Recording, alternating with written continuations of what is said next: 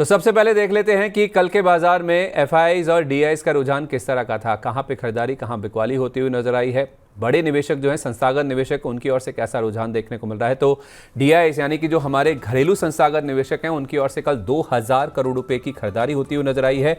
लेकिन विदेशी संस्थागत निवेशक आप देखेंगे एफआईआईज की ओर से 2547 करोड़ रुपए की बिकवाली होती हुई नजर आई है। तो खरीदारी जो हुई थी या बाजार में रिकॉर्ड हाइज बने, तो उसमें आप कह सकते हैं कि हमारे जो निवेशक हैं, घरेलू निवेशक हैं, वो खरीदारी कर रहे हैं, लेकिन विदेशी निवेशकों की ओर से बिकवाली होती हुई नजर आई, जिस वजह से हमने हायर लेवल से प्रॉफिट बुकिंग भी होती हुई देखी। बाजार ऊपरी स्तरों से हल्का होकर बंद होता हुआ नजर आया। तो ग्लोबल मार्केट्स की ओर भी देख लेते हैं कि कल ग्लोबल मार्केट्स किस तरह से बंद होते हुए नजर आए। डाउ जोन्स आप देखिए कल जबरदस्त एक्शन में था, 522 अंकों की मजबूती के साथ वहां क्लोजिंग हुई। 42,000 का लेवल पहली बार डाउ जोन्स ने टच किया और इनफैक्ट उसके ऊपर ही क्लोजिंग देखने को मिली। तो रिकॉर्ड हाइज पर 1.25% के गेंस के साथ वहां क्लोजिंग देखने को मिली। आज अगर आप एशियन मार्केट्स देखेंगे तो ज्यादातर एशियन मार्केट्स में आज दमदार एक्शन दिख रहा है। निक्के कल भी 900 अंकों से ज्यादा की मजबूती दिखा रहा था, आज भी 750 अंकों से ज्यादा की तेजी देखने को मिल रही है। हैंगसेंग करीब 250 अंक ऊपर है, 1.5% के आसपास की मजबूती है और कॉस्पी यानी कि कोरिया के बाजार में भी 1% के आसपास की मजबूती है। केवल शंघाई में आप चाइना के बाजार में देखेंगे 1/4% के आसपास की कमजोरी देखने को मिल रही है। इंडियन मार्केट जैसे मैंने कहा आज कमजोर शुरुआत हुई, मजबूत शुरुआत हुई, उसके बाद हम फिसले और लोअर लेवल से फिर से रिकवरी देखने को मिली। और कौन से स्टॉक्स हैं जो कि सबसे ज्यादा लाइमलाइट में है, एक्शन में है, उसमें आईटीडी सीमेंटेशन है। 17 रुपये 18 रुपये के आसपास के जो गेंस है वो देखने को मिल रहे हैं। इसके अलावा 9.5% के आसपास की तेजी आपको आईएफएल फाइनेंस में भी नजर आएगी। अच्छी खबर आई है, इसको आगे डिस्कस भी करेंगे। रिलायंस इंफ्रा में धुएंधार तेजी है, आप देखिए लगातार नए जो हाई लेवल्स हैं वो छू रहा है। आज भी 8.5% के आसपास की मजबूती है। इसमें भी न्यूज़ फ्लो है जो कि इम्पैक्ट कर रहा है स्टॉक को। जिंदल वर्ल्ड एक स्टॉक है, 8.5% की मजबूती है। अनंतराज लिमिटेड 733 का लेवल आपको नजर आएगा, 8% के आसपास की मजबूती इसमें भी देखने को मिल रही है। ये एक डेटा सेंटर का प्ले है, उसका इंपैक्ट आप देखिए पॉजिटिव साइड पे बनता हुआ दिख रहा है। लेकिन ऑन द फ्लिप साइड आप देखेंगे जहां पे गिरावट हो रही है, जो शेयर गिर रहे हैं, उसमें आइडिया कल का एक्सीडेंट था। कल 20% के आसपास की गिरावट थी। कल 10 रुपये का लेवल इसने छू लिया था जो कि 52 वीक लो लेवल था, और आज आप देखेंगे तो 10 रुपये के भी नीचे जाता हुआ दिखा है। 4.5% के आसपास की कमजोरी अभी भी है। केएनसी इंटरनेशनल जबरदस्त गेंस इस स्टॉक में बनते हुए देखें, अब थोड़ी सी प्रॉफिट बुकिंग हो रही है, 4% के आसपास का कट है। नावा में भी 4% के आसपास की कमजोरी है। टीसीआई एक्सप्रेस करीब 3% नीचे है और रेनबो चिल्ड्रन यहां पे भी 3.25% के आसपास की कमजोरी के साथ हो रहा है कारोबार। तो कुछ ग्लोबल खबरों की और अगर हम देखें तो सर यूएस में हम देख रहे हैं कि ज़बरदस्त एक्शन बनता हुआ दिख रहा है, क्योंकि कल फिर से 42,000 का जो लेवल है पहली बार यूएस के मार्केट्स में बनता हुआ दिखा है और उसके ऊपर ही क्लोजिंग हुई है। तो नए रिकॉर्ड हाई लेवल्स पर यूएस के मार्केट्स में क्लोजिंग हो रही है। फेड का जो फैसला है वो अमेरिकी बाजारों ने पचा लिया और कल जो जॉबलेस क्लेम्स के नंबर्स आए थे उसके बाद हमने देखा चिप शेयर हुए, टेक शेयर हुए, इनमें ज़बरदस्त एक्शन देखने को मिल रहा था। तो हमारे मार्केट्स में भी हो सकता है कि आज इसका असर साफ तौर पे आता हुआ देखे, क्योंकि जो बेरोजगारी दावा करने वाले लोग हैं उनकी संख्या 4 महीने के निचले स्तर पर है। तो इस आंकड़े को यूएस के मार्केट्स ने इस तरह से समझा है कि यूएस के मार्केट्स में मंदी का कोई डर नहीं है। भले ही 0.5% से ब्याज दरें घटाई गई हैं, लेकिन इसका ये इंडिकेशन नहीं है कि यूएस की इकोनॉमी की हालत खराब है, यहाँ पे कोई किसी तरह की कमजोरी देखने को मिल रही। तो कमोडिटी मार्केट्स में भी हमने उछाल बनता हुआ देखा, चाहे आप कच्चे तेल की बात करें, सोना चांदी, बेस मेटल्स की बात करें, इन सब में उछाल देखने को मिला। और उसके साथ साथ ग्लोबल मार्केट्स में आज बैंक ऑफ जापान की पॉलिसी का भी अनाउंसमेंट हुआ है। ब्याज दरों में जैसे एक्सपेक्टेड था किसी भी तरह का कोई बदलाव बैंक ऑफ जापान की ओर से नहीं किया गया, तो इससे भी ग्लोबल मार्केट्स को राहत मिली है। जापान के मार्केट्स भी काफ़ी ऊपर है। एक एक करके आप डिस्कस करते हैं इन खबरों को। सर जो डाउ में हमने रिकॉर्ड हाई बनते हुए दिखे हैं और जो टेक शेयरों में, चिप शेयरों में तेजी आई है, क्या उसका हमारे जो इंडियन मार्केट्स में आईटी स्टॉक्स है उस पर असर दिखेगा? चाहे वो इन्फोसिस हो, टीसीएस हो, एचसीएल टेक हो या फिर टेक महिंद्रा या और भी आईटी स्टॉक जो आपके रडार पे हों? मेरे हिसाब से ट्रेडिंग के पर्सपेक्टिव से मैं आईटी में बाय एंड डिप्स की रणनीति रखने की सलाह दूंगा रादर देन करंट लेवल्स पे खरीदारी करने से। आप लास्ट 3.5 महीने में देखेंगे तो निफ्टी आईटी इंडेक्स 31,300 के आसपास का बॉटम ये आईटी इंडेक्स ने जून के पहले हफ्ते में बनाया था। तो 31,300 से लेके 43,500 तक का एक तरफा अप मूव रहा है बिना कोई सिग्निफिकेंट बड़े गिरावट के। और अब नो यहाँ पे मोमेंटम रीडिंग्स ने लास्ट 2 दिन में जो करेक्शन आया उसमें नेगेटिव क्रॉस ओवर्स दिए। सो जनरली जब ऐसे ओवरबॉट सेटअप्स होते हैं तो वो कूल ऑफ होने जरूरी है, और जब वो कूल ऑफ होते हैं तो मिनिमम जो हम टेक्निकल एनालिसिस में रिट्रेसमेंट देखते हैं वो 23.26% रिट्रेसमेंट पूरे अप ट्रेंड का, वहां पे सपोर्ट बेस बनता हुआ मिनिमम रिट्रेसमेंट्स में देखते हैं, और वो लेवल आ रहा है 40,700 के आसपास। तो फिलहाल हम 42,200 के आसपास है। सो आई थिंक और 500-600 पॉइंट की गिरावट निफ्टी आईटी इंडेक्स में देखने मिल सकती है, और वो लेवल्स के आसपास आता है तो रिस्क रिवॉर्ड रेशो फेवरेबल बनेंगे। सो मेरे हिसाब से आईटी में लॉन्गर टर्म ट्रेंड की कोई डाउट नहीं, पॉजिटिव है, but entry points I think better entry points थोड़े और लोअर लेवल्स पे मिल सकते हैं। अब हम देख रहे हैं कि जहाँ पे sector rotational shift last 3-4 trading session से हुआ है वो बैंकिंग एनबीएफसी की तरफ ज्यादा है। सो आई थिंक यहाँ पे अगर आप शॉर्ट टर्म ट्रेडर है तो अपॉर्चुनिटीज बैंकिंग एनबीएफसीज में ढूंढे। इवन ऑटो स्पेस यहाँ पे अच्छा लग रहा है कि जहाँ पे एक अच्छे कंसोलिडेशन के बाद आज अच्छे price volume action auto stocks में हो रहे हैं। आईटी में आई थिंक थोड़ी और डिप की इंतजार करनी चाहिए कि जहाँ पे लोअर लेवल्स पे अपॉर्चुनिटीज ढूंढेंगे। तो आईटी में खरीदारी करने के लिए, ट्रेडिंग पोजीशन बनाने के लिए थोड़ा डिप्स का इंतजार करें। लॉन्गर टर्म का जो ट्रेंड है यहाँ पे भी इंटैक्ट है। कमोडिटी मार्केट्स में जो हमने उछाल बनता हुआ देखा है उसका इम्पैक्ट मेटल स्टॉक्स पे काफ़ी ज़्यादा दिखता है सर, चाहे वो हिंदुस्तान कॉपर हो, Hindustan zinc, Vedanta, JSW, JSPL हुआ, सेल हुआ, टाटा स्टील हुआ, हिंडाल्को हुआ। इन सब स्टॉक्स में हम देख रहे हैं कि काफ़ी अच्छी एक्टिविटी आज के सेशन में देखने को मिल रही है। क्या यहाँ पे कोई ट्रेडिंग बेट्स लेने की राय होगी आपकी?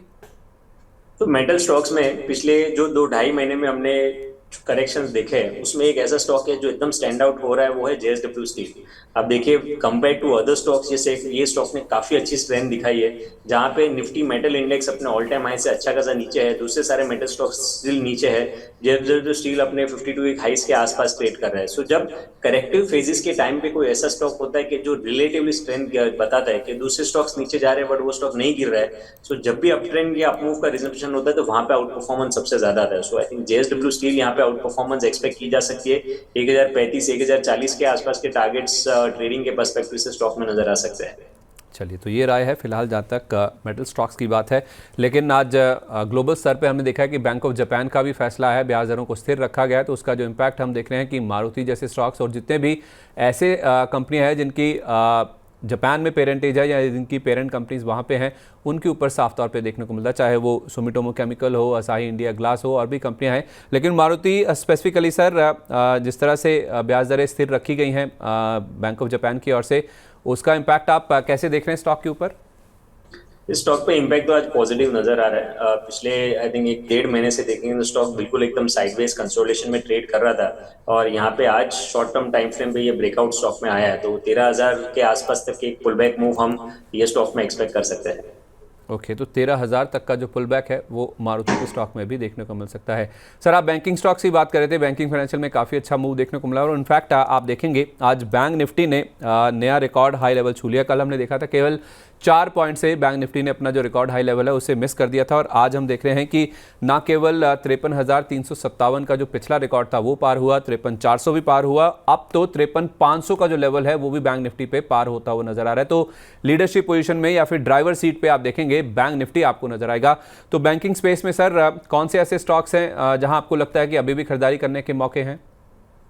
तो आप ये जो नो ड्राइविंग सीट पे बैंक निफ्टी आया है, अगर उसमें कंपोनेंट्स देखेंगे तो जो कंपोनेंट्स बैंक निफ्टी इंडेक्स को ऊपर लेके जा रहे हैं वो उसमें प्राइवेट सेक्टर बैंक्स के ही ज्यादा पार्टिसिपेशन है। Specially ICICI bank, HDFC bank, Kotak bank, ये 3 ऐसे बैंकिंग हैवीवेट्स है कि जिनमें काफी अच्छे प्राइस वॉल्यूम एक्शन हो रहे हैं, और जिसके कारण बैंक निफ्टी में भी ये ब्रेकआउट हमने प्रीवियस हाइस के ऊपर देखा है। सो आई थिंक जब लीडरशिप की शुरुआत जब इंडेक्स के प्राइवेट सेक्टर हैवीवेट से हुई है, सो बेटर है कि उन्हीं को राइड करे, और आई थिंक ये तीनों स्टॉक्स आईसीआईसीआई, एचडीएफसी और कोटक ये बैंक निफ्टी का मोमेंटम इंडेक्स पॉजिटिव साइड रख सकते हैं। चलिए, तो ठीक है, तीनों जो प्राइवेट बैंक्स हैं, जो हैवी वेट्स हैं, उनमें आप चाहें तो खरीदारी करके चल सकते हैं। एक सर, अगर आप सुमिटोमो केमिकल पे भी अपनी राय दे दें, क्योंकि पिछले कुछ समय में हमने केमिकल स्पेस में काफ़ी अच्छी एक्टिविटी बनती हुई देखी है। जी, केमिकल स्पेस में एक अच्छी एक्टिविटी रही है, और ये स्टॉक में एक अच्छा आउट परफॉर्मेंस इनफैक्ट रहा है। पिछले हफ्ते भी जो प्राइस अपमूव में वॉल्यूम्स हुए थे स्टॉक में, काफी स्ट्रॉन्ग वॉल्यूम्स के साथ में स्टॉक में प्राइस अपमूव हुए, सो ये साइंस तो काफी पॉजिटिव है। कोई भी गिरावट पे सपोर्ट अब स्टॉक में 550-560 की रेंज में है, तो जब तक ये सपोर्ट रेंज इंटैक्ट है तब तक आप ये अप ट्रेंड के कंटिन्यूशन मान सकते हैं। तो थोड़ा सा मिड टर्म पर्सपेक्टिव से स्टॉक में करंट लेवल्स पे कुछ क्वांटिटी खरीदारी करें, और इनकेस अगर ऐसे कुछ मौके मिलते हैं कि डिप्स में 560-550 जो सपोर्ट रेंज है वहां पे आ जाता है, तो वहां पे और खरीदारी कर सके, ऐसे स्ट्रेटेजी बना के स्टॉक में लॉन्ग पोजीशंस बनाई जा सकती है। चलिए ठीक है, ये सुमिटोमो केमिकल में भी आप चाहें तो लॉन्ग पोजीशंस बना के चल सकते हैं। कुछ घरेलू खबरों का भी रुख कर लेते हैं और हमारे साथ बहुत सारे दर्शक भी हैं जो अपने सवाल शेयर कर रहे हैं, अपने सवालों के जवाब जानना चाहते हैं। उनके सवालों के जवाब भी आपको देने की कोशिश करेंगे। इनफैक्ट पहले देख ही लेते हैं क्योंकि बहुत सारे दर्शक वेट कर रहे हैं, अपने सवाल हमें पोस्ट कर रहे हैं। कुछ एक दर्शक तो अपना सवाल बहुत बार पोस्ट कर देते हैं कि इन एंटिसिपेशन कि उनका सवाल पहले ले लिया जाएगा। मैं फॉलो करता हूं कि जो क्रम है उसके साथ ये जो पूरे सवाल जवाब है उनका यहाँ पे आगाज़ किया जाए। विजय चौधरी जी ने अपना सवाल हमें सबसे पहले भेजा है। वो कह रहे हैं कि सर प्रणाम, मैं लीसा इंडस्ट्रियल में और पटेल इंजीनियरिंग में शेयर खरीदना चाहता हूं, 2 साल तक होल्ड कर सकता हूं, सही भाव क्या होगा और टारगेट क्या होगा? 2 शेयर इन्होंने बताए हैं सर, एक तो लीसा इंडस्ट्रियल और दूसरा है पटेल इंजीनियरिंग। दोनों में ये खरीदारी करना चाहते हैं, लेवल्स जानना चाहते हैं कि कहाँ पे खरीदारी करें। 2 साल का इनका नज़रिया है। लीसा इंजीनियरिंग तो मैंने कभी ट्रैक किया वो नहीं है, तो उस पर तो मैं कोई टिप्पणी नहीं करूंगा। बट यस, पटेल इंजीनियरिंग अगर आप खरीदना चाहते हैं तो आई थिंक 55 रुपए के आसपास के लेवल्स अगर आपको वहां पे मिलता है तो स्टॉक में वहां पे आप 2 साल के पर्सपेक्टिव से खरीदारी करें। और आपके जो स्टॉप लॉस आएंगे, जो पूरे आप लॉन्ग पोजिशन बनाएंगे वो 49 के नीचे रखने चाहिए। अगर आप, क्योंकि पिछले कुछ समय में देखेंगे तो स्टॉक 50-55 ये रेंज में जब भी आ रहा है तो वहां पे सपोर्ट बेस बन रहा है। तो जब तक वो रेंज 50 का लेवल इंटेक्ट है तब तक आई थिंक यहाँ पे price wise correction downside limited रहेगी। तो 55 के आसपास आप बाइंग अपॉर्चुनिटी स्टॉक में देख सकते हैं और 49 के नीचे आपकी जो भी लॉन्ग पोजीशंस बनाए उस पर स्टॉप लॉस रखिएगा। 49 का स्टॉप लॉस, 55 के आसपास आप चाहें तो इसमें खरीदारी कर सकते हैं। पटेल इंजीनियरिंग की जहाँ तक बात है तो विजय चौधरी जी, उम्मीद करते हैं आपको अपने सवाल का जवाब मिल गया होगा। आरती शाहू जी, उन्होंने अपना सवाल भेजा और बहुत बार उन्होंने अपना सवाल पोस्ट किया है। Very good morning sir, have a great day. आपको भी आरती जी, आपका दिन आपके लिए बहुत शुभ हो। वो कह रही है कि मैंने कोचिन शिपयार्ड 2300 रुपये पर और GRSA यानी कि गार्डन रीच शिप बिल्डर्स 2200 के प्राइस पर लिए हैं, क्या यहाँ एवरेज कर सकते हैं, एग्जिट कर सकते हैं? Please suggest me. तो कोचिन शिपयार्ड सर 2300 रुपये की इनकी खरीद का भाव है और GRSA यानी कि गार्डन रीच इन्होंने 2200 पे लिया है और पूछना चाह रही हैं कि क्या इसे होल्ड करें या फिर एवरेज करें या इससे निकल जाएं। तो फिलहाल तो आप देखेंगे तो पिछले 1 महीने में ये सभी के सभी डिफेंस स्टॉक्स हाई लेवल से काफी करेक्ट हुए हैं। बट लेकिन ये करेक्शन थोड़ा डीपर इसके लिए क्योंकि ये स्टॉक्स चले भी उतने ही तेजी से थे पिछले 1-1.5 साल में। तो ये भाव ऐसे नहीं है कि जहां पे आपको एग्जिट करने की सोचनी चाहिए। आज भी देखिए कि जैसे सपोर्ट के आसपास आता है मार्केट्स में थोड़ी सी पॉजिटिविटी नजर आती है तो ये स्टॉक में फिर से फ्रेश बाइंग इंटरेस्ट आता है। सो आई थिंक आपकी एग्जिस्टिंग पोजीशन है वही होल्ड करें। आपको आई डोंट थिंक कि मुझे आपको दूसरा कुछ और बदलाव आपको ये स्टॉक्स में करने चाहिए। कॉस्ट प्राइस के आसपास तक आप मूव आने दीजिए, फिर वहां पे वापस एक बार रिव्यू ले लीजिएगा। चलिए ठीक है सर। RR कनौजिया जी ने अपना सवाल भेजा, ऑयल इंडिया पे जानना चाहते हैं। इनका सवाल लेंगे लेकिन उससे पहले कुछ घरेलू खबरों का भी रुख कर लेते हैं। आज से भारत में iPhone 16 की जो बिक्री है उसकी शुरुआत हो चुकी है। तो मुंबई में जो BKC का स्टोर है एप्पल का, हम देख रहे हैं वहाँ पे लंबी कतारें लग गई हैं, लोग वहाँ पे खरीदने के लिए पहुँच गए हैं। तो iPhone 16 की सेल्स की जहाँ तक बात आती है तो रेडिंगटन इंडिया एक स्टॉक है जो कि हमारे जहन में आता है। तो सर ये जो बिक्री की शुरुआत हुई है उसमें रेडिंगटन के ऊपर सबसे ज़्यादा इम्पैक्ट आता है। स्टॉक में चार्ट किस तरह के नज़र आ रहे हैं सर इस खबर के चलते? क्या कोई फ्रेश पोजीशंस भी ली जा सकती हैं? 184 के आसपास स्टॉक में सपोर्ट है। ऑल्दो मोमेंटम इतना स्ट्रॉन्ग नहीं है बट स्टॉक अपने सपोर्ट के आसपास ट्रेड कर रहा है। इसके लिए रिस्क रिवॉर्ड रेशियो के पर्सपेक्टिव से अगर खरीदारी करना है तो कर सकते हैं। बट 184 का सपोर्ट है तो 182 के नीचे स्टॉप लॉस रखे और पुल बैक मूव में 210 के आसपास तक के मूव आते हैं तो वहां पे फिर से रिव्यू कीजिए। चलिए, ये बात तो ही रेडिंगटन इंडिया की, लेकिन इसके साथ साथ IDFC फर्स्ट बैंक ये भी आज काफ़ी ज़्यादा लाइमलाइट में है। इनफैक्ट काफ़ी ज़्यादा अंडर परफॉर्म किया है स्टॉक ने और बहुत लोग इसके काफ़ी टाइम से चलने की उम्मीद कर रहे हैं। आज जो खबर आई है वो काफ़ी अच्छी है, लेकिन उसके बावजूद भी हम देख रहे हैं कि स्टॉक में ज़्यादा मूवमेंट नहीं देखने को मिल रहा। ऊपर खुला था लेकिन खुलने के बाद टिक नहीं पा रहा है। तो इनके जो MD एंड CEO हैं V वैद्यनाथन साहब, उनका जो कार्यकाल है उसे 3 साल के लिए RBI ने बढ़ा दिया है, यानी कि वो अपने पद पर बने रहेंगे और 3 साल के लिए उनको एक्सटेंशन भी मिल गया है। तो एक कह सकते हैं कि मैनेजमेंट जो है, जो कि इनके ड्राइवर सीट पे हैं, जो कि इस शिप को स्टीयर कर रहे हैं, उनका जो कार्यकाल है वो 3 साल के लिए और आगे बढ़ा दिया गया है। तो स्टॉक में हम देख रहे हैं कि सर 74 रुपये के आसपास कारोबार होता हुआ नजर आ रहा है। जो लंबे समय से वेट कर रहे हैं कि स्टॉक में रैली आएगी, बहुत ज़्यादा थकावट दिखा रहा है स्टॉक, ये आपकी क्या राय होगी उनके लिए सर? काफी अंडर परफॉर्मेंस बता रहा है ये stock compare to other private sector banks. आप देखिए bank Nifty all time high पे है बट ये स्टॉक में अभी भी कोई स्ट्रेंथ नजर नहीं आ रही है, ना ही कोई अच्छे वॉल्यूम्स के साथ प्राइस में अप मूव है। सो बेटर है कि वेट करते हैं एक ब्रेकआउट का। 76 का रेजिस्टेंस है स्टॉक के लिए, 76 77 के लेवल्स अगर क्रॉस होते हैं और अच्छे वॉल्यूम्स दिखते हैं तो उसके बाद स्टॉक में फ्रेश एंट्री करें। अदरवाइज आई थिंक जो अपॉर्चुनिटी है हम क्लियरली देख रहे हैं कि जो दूसरे हैवीवेट्स है जिनकी हमने बात की, आईसीआईसीआई, कोटक या फिर एचडीएफसी जैसे स्टॉक्स में, वहां पे ज्यादा बेटर है। सो मैं वेट एंड वॉच करूंगा। अंडर परफॉर्मर है, इसके लिए कुछ साइंस आने दीजिए अच्छे वॉल्यूम के साथ में प्राइस अप हो, फिर इस स्टॉक में खरीदारी करनी चाहिए। चलिए ठीक है, ये राय हुई आईडीएफसी फर्स्ट बैंक की। बैंक निफ्टी रिकॉर्ड हाइस पे, लेकिन ये स्टॉक अभी भी अंडर परफॉर्म करता हुआ नजर आ रहा है। आशीष जी इस बीच हमारे साथ फोन लाइन पे मौजूद हैं, मुंबई से वो बात कर रहे हैं। आशीष जी स्वागत है आपका, good morning. Good morning Sandeep ji, नमस्कार। नमस्कार, क्या जानना चाहते हैं बताइए सर। सर मेरे पास आईजीएल के शेयर है 556 के रेट पे लिए। ओके, तो 6 मंथ तक मैं होल्ड कर सकता हूँ, क्या व्यू रहेगा? 556 आपने प्राइस बोला? हाँ जी सर। तो आपने लगता है हाल फिलहाल ही लिए हैं, क्योंकि 570 के आसपास का इसने हाई बनाया था, उसी समय आपने लिए हैं शायद? हाँ, लास्ट वीक में लिया सर। लास्ट वीक में लिए हैं। कितना आपने बोला? 6 महीना आप होल्ड कर सकते हैं? 6 महीने होल्ड कर। ठीक है सर। तो सर हाल में जो टॉप बनाया है शेयर ने 570 के आसपास का, उसके आसपास ही इनकी खरीद है, उससे 14 रुपये नीचे ही है। क्या करें सर, जिनके पास ये शेयर हैं हायर लेवल्स पे हैं और 6 महीने का व्यू है, शेयर आ गया है 532 रुपये पर गिर के। एग्जिस्टिंग पोजीशंस को होल्ड करें और एवरेज करने की सलाह नहीं रहेगी फिलहाल करंट लेवल्स पे। बट लेकिन हमने देखा है कि जो भी लास्ट 2-3 महीने में करेक्शंस आए हैं उसमें 500 510 ये फिलहाल एक स्ट्रॉन्ग सपोर्ट है जो ब्रेक नहीं हो रहा है। सो आई थिंक 510 का एक अच्छा सपोर्ट रेंज है, तो वो इंटैक्ट रहता है तब तक जब भी टाइम वाइज कंसोलिडेशन पूरा होगा। आपके वैसे भी नजरिया आपका 6 मंथ्स का है, तो आप एक वापस एक अप मूव एक्सपेक्ट कर सकते हैं। तो 500 के नीचे के स्टॉप लॉस आ रहे हैं एग्जिस्टिंग लॉन्ग पोजीशंस पे, तो वो स्टॉप लॉस रख के फिलहाल अपनी पोजीशंस में बने रहे। जब भी साइंस आएंगे कि स्टॉक वापस से अप ट्रेंड का रिजम्पशन कर रहा है, तो फिर उसके बाद आप शायद और स्टॉक्स खरीदारी करके आप एवरेज आउट कर सकते हैं। बट ये लेवल पे आपको आई डोंट थिंक कुछ करने की जरूरत है, ना ही एग्जिस्टिंग लॉस बुक करना चाहिए और ना ही नए पोजीशंस बनानी चाहिए। जो आपकी पोजीशंस आपने बनाई हुई है उसी को होल्ड करें। चलिए तो होल्ड करिए आशीष जी, ना ही आपको बिकवाली करनी है ना ही एवरेजिंग करनी है। स्टॉप लॉस के लेवल आपको बताए गए हैं, प्लीज़ प्लीज़ प्लीज़ आप इन स्टॉप लॉस के लेवल्स को जरूर फॉलो कीजिएगा, क्योंकि मिड कैप स्मॉल कैप्स में हम देख रहे हैं कि काफ़ी ज़्यादा उथल पुथल हो रही है। तो आप अपने स्टॉप लॉसेस के लेवल्स को स्ट्रिक्टली फॉलो करें। फिलहाल आपको यही राय है कि आपको इसको होल्ड करके चलना है। इस बीच रिलायंस इंफ्रा का शेयर आप देखिए, बाजार भले ही कैसा मूव कर रहा है, लेकिन इस स्टॉक में हम देख रहे हैं कि पिछले कुछ दिनों में काफ़ी ज़बरदस्त मूव्स देखने को मिल रहे हैं। आज तो इस स्टॉक ने 300 रुपये का जो लेवल है वो भी पार किया है। 17 तारीख को खबर आई थी कि इनकी 19 तारीख को बोर्ड बैठक होने वाली, जिसमें ये पूंजी जुटाना चाहते हैं, और कल शाम को खबर आ गई कि इन्होंने प्रेफरेंशियल इशू के जरिए 3014 करोड़ रुपए जुटाने के लिए मंजूरी दे दी इनके बोर्ड ने, जिसमें कन्वर्टेबल वारंट्स के जरिए 240 रुपये पर शेयर के हिसाब से पूंजी जुटाई जाएगी।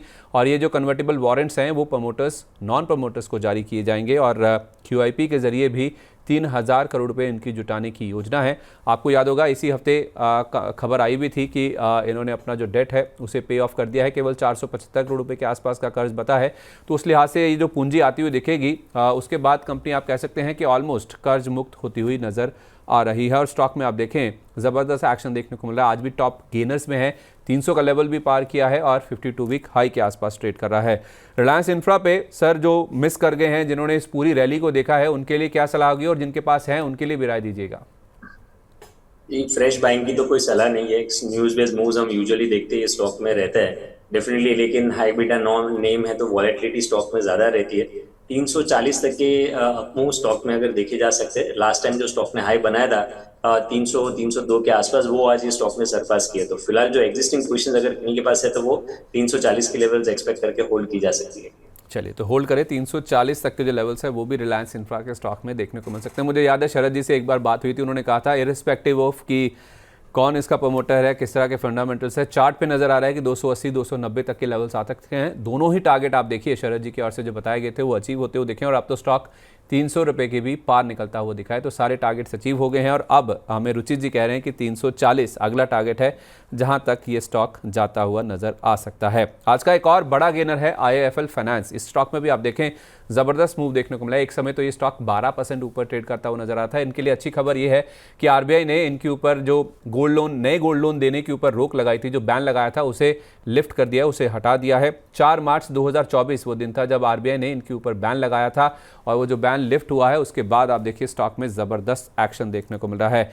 आईएफएल फाइनेंस सर, एक समय हमने देखा था ये जब खबर आई थी मार्च में, जब आरबीआई की ओर से बैन लगता वो दिखा था, उस समय ये शेयर शायद 300 के नीचे भी फिसल गया था और 304 के आसपास का इसने लो टच किया है जब मार्च में ये खबर आई थी, और अब वहाँ से चलते चलते 540 रुपये पर आ गया। अभी भी 9% के आसपास की मजबूती है। 683 रुपीज़ का इसका 52 वीक हाई है। क्या बढ़ रहा है उस तरफ ये?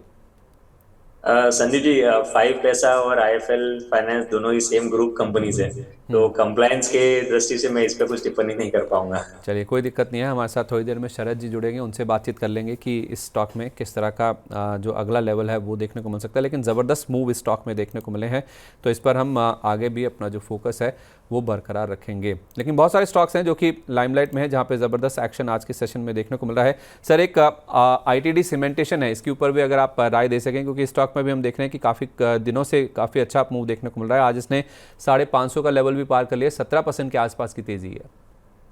ट्रेंड तो अच्छा नजर आ रहा है। आज न्यूज बेस्ड मूव्स है, लेकिन न्यूज के बाद में गैप अप ओपनिंग के बाद भी स्टॉक में जो वॉल्यूम्स हुए स्टॉक में काफी स्ट्रांग हुए, और पिछले कुछ समय में जो भी करेक्शन भी स्टॉक में आया है उसमें आप देखेंगे 450 के जो सपोर्ट थे स्टॉक के लिए वो ब्रेक नहीं हुआ। बार बार ये स्टॉक 450 460 के आसपास आता था, वहां से वापस अप मूव दिखाता था उसको। आई थिंक वो सपोर्ट बेस अब बना चुका है 450 पे, वो लेवल इंटैक्ट है। तब तक आप एक फ्रेश तेजी एक्सपेक्ट कर सकते हैं। 580 के आसपास, 590 के आसपास प्रीवियस स्विंग हाइज है, तो वो इनिशियल टारगेट्स रहेंगे, और अगर वो लेवल सरपास होते हैं तो फिर और तेजी आगे एक्सटेंड होती हुई नजर आएगी। तो फिलहाल तो मोमेंटम काफी स्ट्रांग नजर आ रहा है, वो भी अच्छे वॉल्यूम्स के साथ। तो कोई पोजीशंस हो तो उसको होल्ड करनी चाहिए। चलिए, ठीक है। तो एक और सवाल को लें, लेकिन उससे पहले ज़रा हमारा जो एक खास सेगमेंट है बाजार बोलता है, उसको यहीं पर समेटते हैं।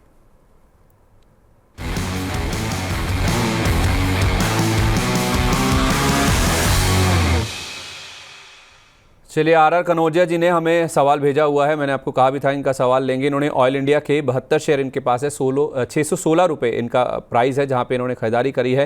ये जानना चाहते हैं कि क्या इसे एवरेज कर लूं। आई थिंक ये इस तरह से इन्होंने लिया होगा कि 767 768 के आसपास का इसने हाई बनाया था, और गिरते गिरते 616 रुपये के आसपास इन्होंने एंटर किया, लेकिन स्टॉक अभी भी गिरे जा रहा है, 565 रुपये के आसपास आ गया है। ये जानना चाहते हैं सर कि क्या इसे एवरेज कर लूँ, मतलब और गिरेगा, इसका सपोर्ट लेवल क्या है अगला? देखिए, ऑयल इंडिया, ओएनजीसी, ये सब एक डायरेक्ट कोरिलेशन होता है इन स्टॉक को क्रूड ऑयल प्राइसेस से। तो जब भी क्रूड ऑयल के प्राइसेस में तेजी होती है तब हमें एक अच्छा ट्रेंडेड फेस देखते हैं। लेकिन जो रिसेंटली क्रूड ऑयल प्राइसेस में हमने करेक्शन देखा है, उसके कारण ये स्टॉक में हाई लेवल से सेलिंग प्रेशर है। सो फिलहाल तो ऐसे साइंस नहीं है कि स्टॉक बॉटम हो गया और यहाँ से फिर से तेजी का रिजम्पशन होगा। सो जब भी ऐसे कुछ अच्छे प्राइस वॉल्यूम एक्शन दिखेंगे तब आप एवरेजिंग का सोचेगा। बट ये लेवल पे लॉस भी बुक नहीं करना चाहिए आपके एग्जिस्टिंग पोजीशंस पे। तो फिलहाल तो मेरी यहाँ पे यही सलाह रहेगी, एग्जिस्टिंग पोजीशंस को ही ऐसे ही होल्ड करें। बाकी आपको कुछ नए पोजीशंस बनाने की मैं सलाह दूंगा कि वेट एंड वॉच मोड पे रहे। चलिए, तो वेट एंड वॉच कर सकते हैं, ये राय फिलहाल निकल के सामने आ रही है जहाँ तक ऑयल इंडिया की बात है। हमारे बहुत सारे दर्शक हैं जो कि हमारे साथ जुड़ रहे हैं, अपने सवाल हमारे साथ शेयर कर रहे हैं, उनके सवालों के जवाब देने की कोशिश कर रहे हैं। मैं फॉलो कर रहा हूं इस चीज़ को कि जिस तरह से सवाल आ रहे हैं उसी क्रम में अगर उनका जवाब दिया जाए तो शायद किसी को ये नहीं लगेगा कि किसी का सवाल पहले लिया जा रहा है या किसी का सवाल बाद में लिया जा रहा है। तो उस लिहाज से अब जो लिस्ट में अगला नाम सामने मुझे दिख रहा है, क्योंकि लिस्ट अपडेट भी हो रही है लगातार, उसमें राहुल जैन जी वो कह रहे हैं कि sir from Indore, Morepen labs 600 share हैं, 93 रुपये पर, 3 महीने का व्यू है, और still pharma sector is good to invest और नॉट। तो फार्मा सेक्टर के बारे में सर हमारे दर्शक हैं राहुल जैन जी इंदौर से, जिन्होंने अपना सवाल भेजा है, वो जानना चाहते हैं कि क्या अभी भी फार्मा सेक्टर में निवेश किया जा सकता है, क्योंकि फेड की पॉलिसी से पहले हमने देखा कि डिफेंसिव्स, आईटी, फार्मा और उसके साथ साथ जो एफएमसीजी है उसमें ज़बरदस्त एक्शन देखने को मिला था। मोरपिन लैब्स ने बहुत अच्छे लेवल्स दिखाए भी हैं, इनके पास 600 शेयर हैं, 63 रुपये कह रहे हैं इनका एंट्री प्राइस है। आपकी क्या राय होगी सर? अभी ये 85 रुपये के आसपास है। होल्ड करें एग्जिस्टिंग पोजीशंस को। लास्ट 6-7 दिन में जो भी करेक्शन आया है उसमें कोई ऐसे कोई बड़े वॉल्यूम बेस्ड सेलिंग नहीं है। सो मे बी एक स्टॉक में एक अच्छा मूव दिया था तो जस्ट एक प्रॉफिट बुकिंग है या पुल बैक मूव है। स्ट्रॉन्ग सपोर्ट स्टॉक का 78-77 के आसपास है। सो वो सपोर्ट रेंज जब तक इंटैक्ट है तब तक आई डोंट थिंक एक कुछ नेगेटिविटी स्टॉक में ज्यादा करंट लेवल से देखने मिलेगी। सो मोरपेन लैब में होल्ड करो। और हाँ, अगर आप ओवरऑल फार्मा सेक्टर की बात कर रहे हैं तो I think mid to long term के पर्सपेक्टिव से फार्मा स्पेस में अभी भी काफी अच्छी अपॉर्चुनिटीज है कि जहाँ पे अच्छा आउट परफॉर्मेंस एक्सपेक्ट कर सकते हैं। Sun Pharma within the large cap space अगर आप देखना है फ्रेश निवेश के लिए अगर देख रहे हैं तो वहां पे कंसिडर कर सकते हैं कि जहाँ पे हम देख रहे हैं कि लॉन्ग टर्म ट्रेंड काफी स्ट्रॉन्ग है, काफी पॉजिटिव है। हाई बीटा नेम नहीं है क्योंकि लार्ज कैप है तो एक स्लो एंड ग्रेजुअल अपमूव रहेगा। बट अगर आप फ्रेश निवेश के लिए देख रहे हैं तो आई थिंक सन फार्मा एक विकल्प है जहाँ पे आप करंट लेवल्स पे भी निवेश कर सकते हैं। सन फार्मा में करंट लेवल्स पे भी आप निवेश कर सकते हैं अगर आपके पास फार्मा में ही पोजीशन आपको बनानी है तो। चंदर जी ने अपना सवाल हमारे साथ शेयर किया है। ये कह रहे हैं कि लंदन से नमस्ते। तो हमारे एक दर्शक देखिए लंदन से हमारे साथ जुड़ रहे हैं। देखिए लंदन में अगर मैं सही समझता हूं तो 4.5 घंटे पीछे वो हमसे चलते हैं टाइम वाइज, जो टाइम जोन है वहाँ पे। तो उस लिहाज से अगर यहाँ पे 11 बज रहे हैं तो वहाँ पे शायद 6:30 बजे के आसपास का समय होगा। तो सुबह सुबह वो हमारे साथ जुड़ गए हैं। कितना आप लगाव रखते हैं भारत से, भारतीय बाज़ारों से और हमारे शो से, उसके लिए आपका बहुत धन्यवाद चंदर जी। आप हमारे साथ लंदन से जुड़े, आपने हमारा अपना जो सवाल है वो हमारे साथ शेयर किया, उसे एड्रेस करने की कोशिश करते हैं। वो कह रहे हैं कि अवंती फीड 709 रुपये पर होल्ड है, लॉन्ग टर्म व्यू का साथ होल्ड कर सकते हैं क्या? तो लॉन्ग टर्म व्यू है और वो कह रहे हैं कि क्या लॉन्ग टर्म व्यू के साथ इसे होल्ड कर सकते हैं। इन्होंने लिया है 709 रुपये पर और अवंती फीड्स का शेयर अभी चल रहा है 674 रुपये के आसपास। तो करीब करीब 30-35 रुपये के आसपास का इनको लॉस हो रहा है। अवंती फीड्स के चार्ट्स क्या बता रहे हैं सर? पिछले 3 महीने से स्टॉक एकदम साइडवेज मूव है, लेकिन जो पूरा कंसोलिडेशन हम ये स्टॉक में देख रहे हैं उसमें अपने सपोर्ट जो है वो ब्रेक नहीं किए स्टॉक ने। और 635-650 ये जो जोन है वहां पे स्टॉक में काफी स्ट्रॉन्ग सपोर्ट है। तो जब तक वो लेवल्स इंटैक्ट है तब तक आप अपनी पोजीशंस को होल्ड कर सकते हैं। बट हाँ, 635 अगर टूटता है तो वो चार्ट स्ट्रक्चर्स पूरे थोड़े निगेट हो जाएंगे। सो मेरी सलाह रहेगी कि पोजीशंस को होल्ड करें और 635 के नीचे स्टॉप लॉस रखें। चलिए, तो 635 रुपये का स्टॉप लॉस लगा के अपनी पोजीशंस को आप होल्ड कर सकते हैं। रुचित जी से विदा लेने का समय आ गया, लेकिन सर उससे पहले कि आप विदा लें, आपके पिक्स जो आप हमारे साथ शेयर करना चाहेंगे आज के लिए या छोटी अवधि के लिए? जी, शॉर्ट टर्म के लिए एचयूएल के स्ट्रक्चर्स काफी पॉजिटिव नजर आ रहे हैं। यहाँ पे हाई टॉप हाई बॉटम का स्ट्रक्चर है। रिसेंटली जो 2-3 दिनों के करेक्शन आए उसमें सपोर्ट के आसपास फिर से अपट्रेंड के रिजम्पशन करंट लेवल से कर रहा है। तो ट्रेडिंग के लिहाज से ही 2860 के स्टॉप लॉस से एचयूएल में खरीदारी की जा सकती है 3000 के अराउंड के टारगेट्स के। ठीक है, तो 3000 का टारगेट है। सर कितना होल्ड करना होगा, क्या व्यू है, ड्यूरेशन कितना होगा? 1 वीक का ड्यूरेशन इसमें। तो एक हफ्ते में एचयूएल का शेयर 3000 के टारगेट्स टच कर सकता है, क्योंकि रिकॉर्ड हाइस के आसपास ये स्टॉक ट्रेड कर रहा है और हो सकता है कि नया रिकॉर्ड हाई 3000 का बन जाए। यहाँ पे 2932 के आसपास का भाव है, 2860 रुपये का आपको स्टॉप लॉस रखना होगा। बहुत बहुत धन्यवाद रुचि जी आज कार्यक्रम में शामिल होने के लिए, अपना समय देने के लिए। कोई डिस्क्लोजर जो आप जाने से पहले देना चाहेंगे? जी, जो भी स्टॉक्स की हमने चर्चा की है उनमें कोई भी स्टॉक मेरे पर्सनल पोर्टफोलियो में नहीं है, बट हमारे क्लाइंट्स की पोजीशंस कुछ कुछ स्टॉक्स में हो सकती है। Thank you sir. बहुत धन्यवाद sir, thank you so much for joining us today. लेकिन इस बीच आप देखिए बाजार में हम देख रहे हैं कि जो एक्टिविटी है, जो खरीदारी है वो बढ़ती हुई नजर आ रही है। 25,600 का जो लेवल है वो भी निफ्टी ने पार कर लिया है और इनफैक्ट इस बीच आप देखिए 25,692 का जो नया रिकॉर्ड हाई लेवल्स है वो भी निफ्टी ने छू लिया है। तो निफ्टी में हम देख रहे हैं कि लगातार रिकॉर्ड हाइज बन रहे हैं। पहले आज निफ्टी बैंक ने लगाया था अपना रिकॉर्ड हाई लेवल, अब निफ्टी भी इस तेजी में पार्टिसिपेट करता हुआ नजर आ रहा है। तो मजबूत शुरुआत के बाद थोड़ा सा हम फिसले थे, लेकिन लोअर लेवल से आप देखिए जो रिकवरी है, जो मजबूती है, वो भी मार्केट्स में काफ़ी स्ट्रांग देखने को मिल रही है। तो अब आगे बढ़ते हैं और हमारे साथ एक और खास मेहमान जुड़ रहे हैं हमारे साथ, sharadmishra.com के प्रमोटर एंड CIO शरद मिश्रा जी कार्यक्रम में शामिल हो सकते हैं। सर पहले तो बाजार पे अपनी राय दे दीजिए। अब नया रिकॉर्ड हाई बन गया है, आज तो निफ्टी बैंक ने भी अपना नया रिकॉर्ड हाई टच कर दिया है और निफ्टी भी अब उस तेजी में पार्टिसिपेट करता हुआ दिख रहा है। एक ब्लिप जरूर आया था मजबूत शुरुआत के बाद, अब निफ्टी में भी देख रहे हैं हम काफ़ी अच्छे गेंस बनते हुए दिख रहे हैं। जी, तो देखिए यूएस फंड पॉलिसी से पहले संदीप जी डिस्कशन हुआ था। 63% मार्केट परसेंट वैसे भी यूएस मान रहे थे कि 50 बेसिस पॉइंट का कट आएगा। उसके बाद देखिए S&P देखिए, डाउ देखिए, नैस्डैक देखिए, कल टेस्ला में 7.5% का मूव देखने को मिला है। तो जो पॉल साहब का स्टेटमेंट था कि इन्फ्लेशन आने वाले समय में भी कम होगा और इकोनॉमिक सॉफ्टनेस है थोड़ी सी, तो आप आने वाली ट्रेजेक्टरी में भी साल भर में हो सकता है 50 बेसिस पॉइंट का और कट देखने को मिले। लेकिन अगर आप डेटा देखिए तो जॉबलेस क्लेम भी घटता हुआ दिखाई दे रहा है और ईस्टर्न यूएस में फैक्ट्री एक्टिविटी में भी एक्सपेंशन देखने को मिला है। तो ये सारी चीजें सॉफ्टनिंग नहीं दिखाती इकोनॉमी की। हैविंग सेड दैट, नवंबर में इलेक्शंस है और एक अच्छा ट्रैक्शन देखने को मिला है। पहले भी मैंने इस बात को शेयर किया है कि अब समय आया बैंक निफ्टी का। तो बैंक निफ्टी ने जिस तरह का बेस बनाया है 51,920 के आसपास, जो इस वक्त 52,500 के पुट राइटर के कॉल राइटर का बेस था वो है 53,785। तो वहां तक तो बैंक निफ्टी बिल्कुल जाता हुआ आपको दिखाई देगा। सिमिलरली अगर आप निफ्टी में देखें तो जो 25,500 का कॉल राइटर है उसका बेस है 25,736, तो वहां तक आपको बिल्कुल निफ्टी अभी इमीडिएटली आपको जाता हुआ दिखाई देगा। बेस नीचे की तरफ 25,430 445 था, जिसका लो आज निफ्टी में दिख रहा है। ये वही जोन है जिसमें 25,500 की पुट राइटर का बेस है। सिमिलरली अगर आप बैंक निफ्टी में देखेंगे तो बेस काफी अब नीचे खिसक गया है, बट ये मूव आगे कंटिन्यू करेगा। जो ऑल टाइम हाई का ब्रेकआउट है, थोड़ा बहुत बाजार कंसोलिडेट हो सकता है। धीरे धीरे आप देखेंगे 53,500 का पुट कॉल राइटर ये पोजीशन छोड़ेगा। तो यहाँ पर फेवरेट्स रहेंगे, पहले मैंने शेयर किया था आईसीआईसीआई बैंक, काफी समय से मैं डिस्कस कर रहा हूँ एक्सिस बैंक और एचडीएफसी बैंक, यहाँ तीनों बैंक्स पे ध्यान रखिएगा। आपने देखा था किस तरह की डिपॉजिट ग्रोथ आई थी। आईसीआईसीआई का इकलौता 17.5% की फर्स्ट क्वार्टर डिपॉजिट ग्रोथ आई थी। एक्सिस तो डिपॉजिट टू क्रेडिट 90% पहुंच गया था। तो अब देखिए इंटरेस्ट रेट गिरने से इन सबके निम एक्सपेंशन की उम्मीदें बढ़ेंगी और यहाँ पर आपको बैंक निफ्टी में बड़ा मूव देखने को मिलेगा। चलिए, तो बैंक निफ्टी में भी बड़ा मूव देखने को मिलेगा और बाजार का जो तेजी का ट्रेंड है वो इंटैक्ट रह सकता है। एचडीएफसी, आईसीआईसीआई और एक्सिस, यही रुचित जी भी बता रहे थे और शरद सर भी बता रहे हैं कि इन्हीं तीनों स्टॉक्स में ज़बरदस्त एक्शन बन सकता है। आईसीआईसीआई बैंक तो नए रिकॉर्ड हाइस लगातार बनाता हुआ नजर आ भी रहा है। इस बीच संबित पटनायक जी ने अपना सवाल हमारे साथ शेयर किया। उन्होंने हमें 100 रुपये भेजे भी हैं। मनी 9 को बहुत धन्यवाद सर आपका। और उनका सवाल है मझगांव डॉक को लेकर। वो कह रहे हैं कि मझगांव डॉक इन्होंने खरीदे हैं 48 रुपये पर, आज ये शेयर 5% ऊपर है, क्या ये सस्टेन करेगा या फिर बस ऊपर जाकर फिर प्रॉफिट बुकिंग स्टार्ट होगा?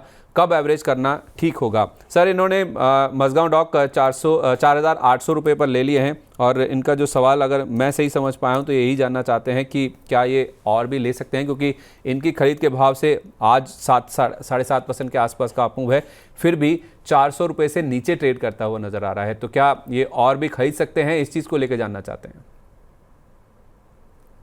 देखिए 4,080 से 4,555 पहले भी संदीप जी स्टॉक डिस्कस हुआ है। 4,080 से 4,555 ये जोन है इसका ट्रेडिंग का। 4,555 के ऊपर निकल लीजिए स्टॉक को, फिर आप इसको ऐड कीजिएगा। 4,555 के ऊपर निकलेगा तो आपको 5,500 तक का भाव, मतलब करंट भाव से भी करीब 22-25% ऊपर आपको देखने को मिलेगा। उस परिस्थिति में ही आप इसको ऐड कीजिएगा 4,555 के ऊपर, जब कभी भी क्लोजर आपको मिले।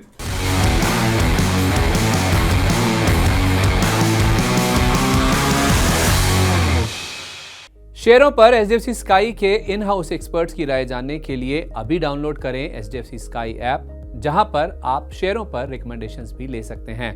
ऐप डाउनलोड करने के लिए स्क्रीन पर दिए क्यूआर कोड को स्कैन करें।